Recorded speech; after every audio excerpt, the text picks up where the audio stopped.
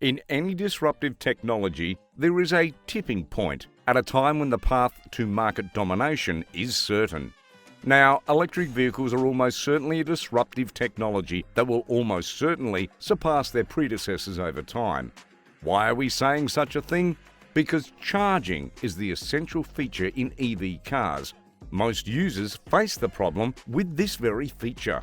Want to know more about the electric vehicle charging problem? Then stay with us to the end of the video to find out what you too might have experienced, or maybe you are about to experience. In this case, its predecessor is almost certainly the internal combustion car you drive.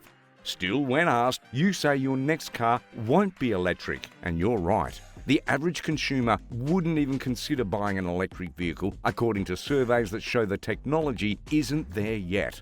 At that tipping point, it is on a certain path towards market domination. But again, this path is almost certain. EVs aren't on the market yet. They're too expensive, too short range, and too slow to charge. Studies can measure how close they are. The tipping point price for EVs was shown to be $36,000, the price that would lead to mainstream adoption and eventual disruption. When we look at the prices of base models of 3 of the world's best-selling electric vehicles, they're more or less already there, so we know that's not what's holding mass-market consumers back. Also significant is the range. This is why the industry is so focused on innovation and scaling to lower the component cost of the base model Tesla Model 3's 50 kilowatt-hour battery. Today, the average price per kilowatt-hour is as low as $137, meaning the same battery pack will only cost $6,850, which is expected to drop by $100 by 2023. The magic $36,000 electric vehicle with a range of 291 miles. While EVs aren't quite there yet, they really aren't far off and will be there in the next few years. So the range isn't what's holding mass-market consumers back significantly, and it won't be at all in a few years. Research shows that consumers won't be able to charge their vehicles from empty to full in 31 minutes, and that's the magic number for mass-market adoption. With that, the current 36,000 EVs aren't out there yet. The base model Chevy Volt EV isn't even capable of fast charging. It doesn't have the tech for it, and even the upgraded, more expensive model that allows fast charging can only reach 39% charge in 31 minutes. 196 miles or 315 kilometers is the ideal conditions. This charging time will be longer in cold weather, and this range will be less. So right now, it's possible to get an EV that has pretty much everything the mass market needs for cost and range, but achieving that charge time is much more difficult.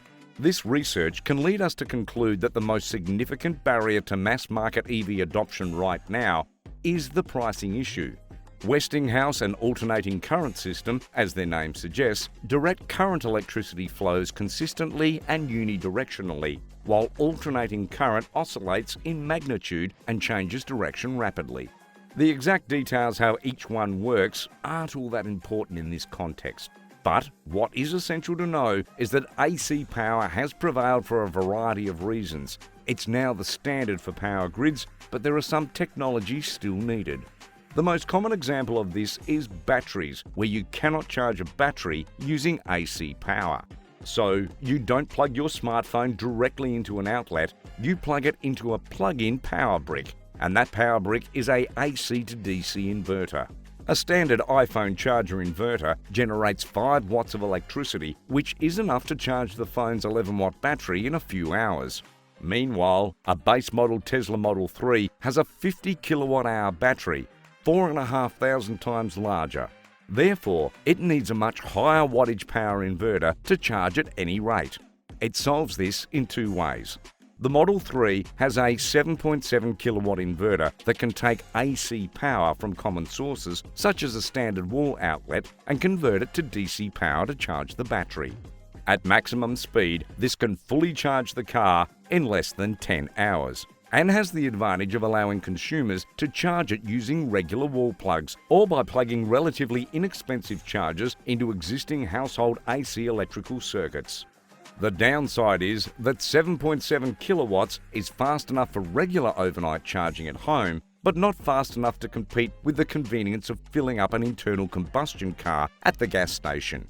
If you're on a long-distance trip and need to gain hundreds of miles of range in a matter of minutes, that's not fast enough. So if you need speedier electricity, you need a higher voltage inverter.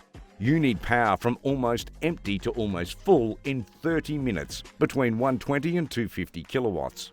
But the problem is that the 250 kilowatt inverter costs $57,600, at least in this case, and is roughly the size of a huge refrigerator, making it impractical to use as an internal component of the car. The DC fast charger does just that, providing the vehicle with a large amount of DC power, bypassing the onboard inverter and charging the battery directly.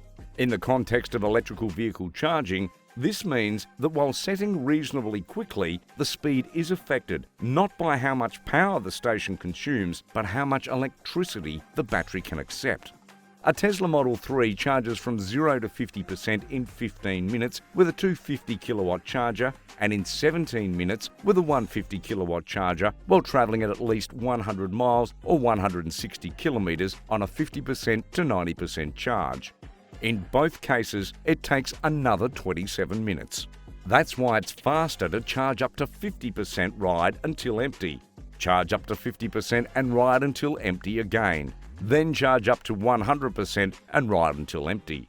Thus, by combining two charges from empty to 50% at 2 stops, you can effectively reach 100% charging tipping point speed in 31 minutes with existing 250 kilowatt chargers.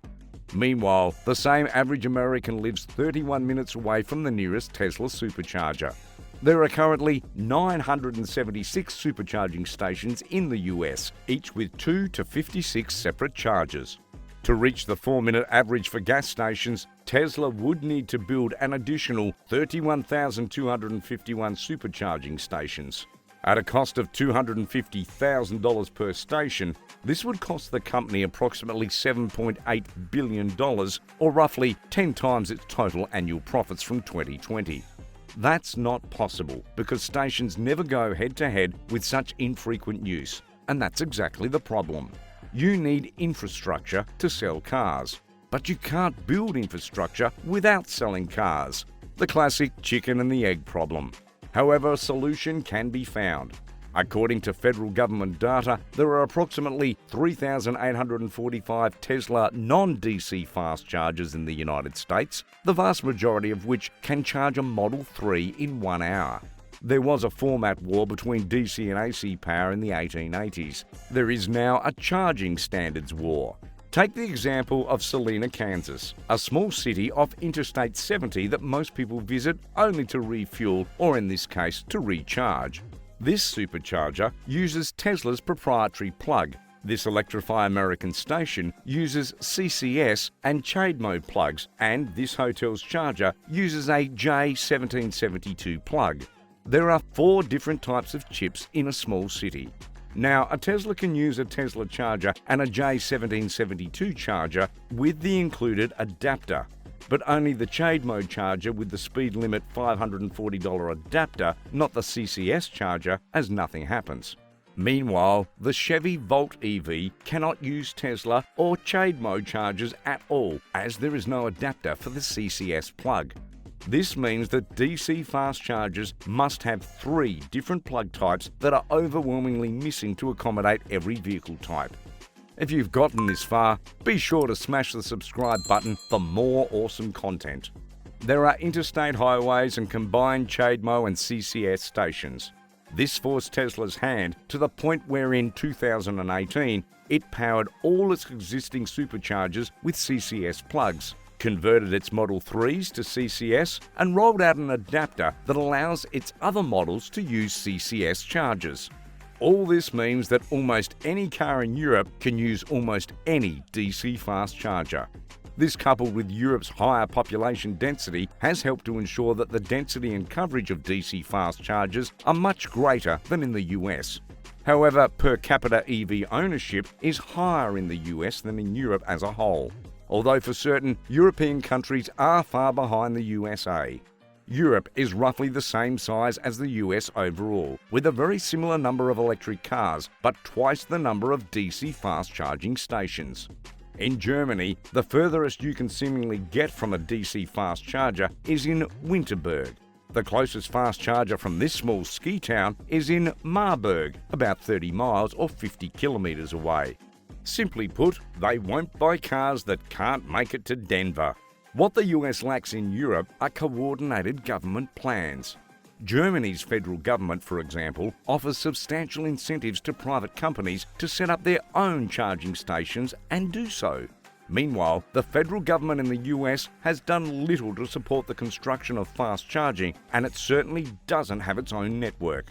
Some states, such as Oklahoma or Colorado, have robust and coordinated government programs to build fast charging infrastructure. This means even shorter-range EVs can go anywhere in any state without encountering a fast charge gap. But the problem is EVs can go anywhere. Drivers from Kansas will eventually want to drive through Kansas, Nebraska, Wyoming or other states without a coordinated plan. The US federal government clearly wants people to buy EVs because it offers heavy tax credits to those who do. But people won't buy EVs without the charging infrastructure to support them. EVs are comparable in cost to internal combustion cars.